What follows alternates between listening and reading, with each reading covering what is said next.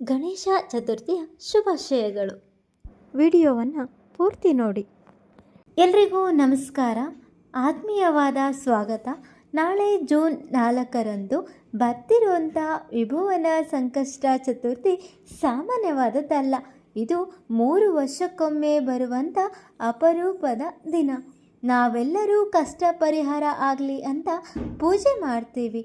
ಆದರೆ ಗೊತ್ತಿಲ್ಲದೆ ಮಾಡೋ ಸಣ್ಣ ತಪ್ಪುಗಳಿಂದ ಪೂಜೆಯ ಪೂರ್ಣ ಫಲ ಸಿಗಲ್ಲ. ಅದಕ್ಕೆ ಇವತ್ತಿನ ವಿಡಿಯೋದಲ್ಲಿ ಈ ದಿನ ಕಡ್ಡಾಯವಾಗಿ ಏನು ಮಾಡಬೇಕು ಮತ್ತು ಯಾವ ತಪ್ಪುಗಳನ್ನು ಮಾಡಲೇಬಾರದು ಅನ್ನೋದನ್ನು ಸಂಪೂರ್ಣವಾಗಿ ತಿಳಿಸಿಕೊಡ್ತೀನಿ. ಸ್ಕಿಪ್ ಮಾಡದೆ ಪೂರ್ತಿ ವಿಡಿಯೋನ ನೋಡಿ. ಇನ್ನು ನಾಳೆ ಬೆಳಗ್ಗೆ ಸೂರ್ಯೋದಯಕ್ಕೂ ಮುನ್ನ ಎದ್ದು ಸ್ನಾನ ಮಾಡಬೇಕು. ಪೂಜೆಗೂ ಮುನ್ನ ಕೈಯಲ್ಲಿ ಸ್ವಲ್ಪ ನೀರು ಮತ್ತು ಅಕ್ಷತೆಯನ್ನು ಇಟ್ಟುಕೊಂಡು, ಹೇ ಗಣೇಶ, ನಮ್ಮ ಜೀವನದ ಕಷ್ಟಗಳನ್ನು ದೂರ ಮಾಡು, ನಾನು ಇಂದು ನಿನ್ನ ಆರಾಧನೆಯನ್ನು ಮಾಡುತ್ತಿದ್ದೇನೆ ಎಂದು ಮನಸ್ಸಿನಲ್ಲಿ ಸಂಕಲ್ಪವನ್ನು ಮಾಡಿಕೊಳ್ಳಿ. ಇನ್ನು ಪೂಜೆಗೆ ಬೇಕಾಗಿರುವಂತಹ ಗರಿಕೆ ಮತ್ತು ಕೆಂಪು ಹೂವಿನ ಪೂಜೆ. ಗಣಪತಿಗೆ ಅತ್ಯಂತ ಪ್ರಿಯವಾದದ್ದು ಗರಿಕೆ. ನಾಳೆ ಕನಿಷ್ಠ 21 ಗರಿಕೆಯ ಹುಲ್ಲನ್ನು ಇಟ್ಟು ಪೂಜೆಯನ್ನು ಮಾಡಿ.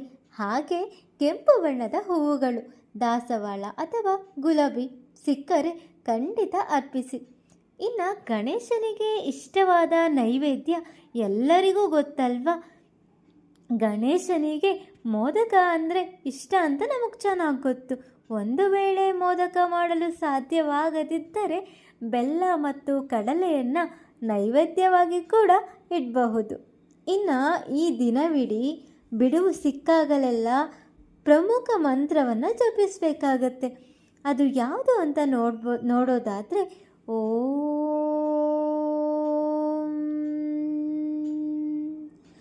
ಗಂ ಗಣಪತಯೇ ನಮಃ.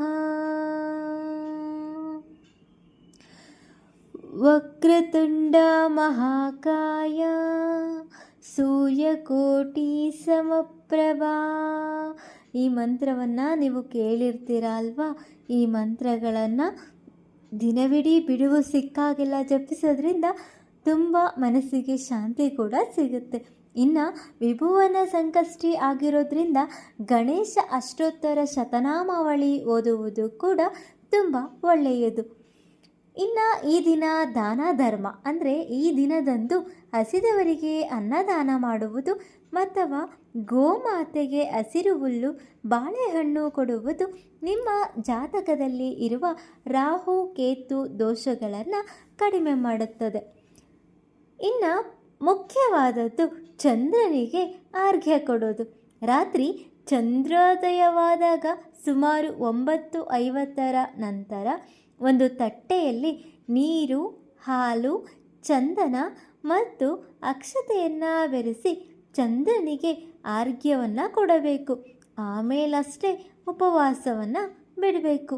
ಇನ್ನು ಏನು ಮಾಡಬಾರ್ದು? ಚಂದ್ರನನ್ನು ಮುಂಚಿತವಾಗಿ ನೋಡಬೇಡಿ. ಸಂಕಷ್ಟಿ ದಿನದಂದು ರಾತ್ರಿ ಪೂಜೆಗಿಂತ ಮುಂಚೆ ಆಕಸ್ಮಿಕವಾಗಿಯೂ ಚಂದ್ರನನ್ನು ನೋಡಬಾರದು. ಚೌತಿ ಚಂದ್ರನ ದರ್ಶನ ಅಪವಾದವನ್ನು ತರುತ್ತದೆ ಎಂಬ ನಂಬಿಕೆ ಇದೆ. ರಾತ್ರಿ ಪೂಜೆಯ ಸಮಯದಲ್ಲಿ ಅರ್ಘ್ಯ ಕೊಡುವಾಗ ಮಾತ್ರ ಚಂದ್ರನನ್ನು ನೋಡಬೇಕು. ಇನ್ನು ತುಳಸಿ ಎಲೆಯನ್ನು ಬಳಸಬಾರ್ದು. ಗಣೇಶನ ಪೂಜೆಯಲ್ಲಿ ಎಂದಿಗೂ ತುಳಸಿ ಎಲೆಗಳನ್ನು ಬಳಸಬಾರ್ದು. ಪುರಾಣಗಳ ಪ್ರಕಾರ ಗಣೇಶನಿಗೆ ತುಳಸಿ ವಜ್ಯ ನಿಷೇಧ. ಪೂಜೆಗೆ ಕೇವಲ ಗರಿಕೆ ಮಾತ್ರ ಬಳಸಿ. ಇನ್ನು ಅವತ್ತಿನ ದಿನ ತಾಮಸಿಕ ಆಹಾರವನ್ನು ನಿಷೇಧವಾಗಿರುತ್ತೆ. ನಾಳೆ ಮನೆಯಲ್ಲಿ ಸಂಪೂರ್ಣ ಸಾತ್ವಿಕ ವಾತಾವರಣ ಇರಲಿ.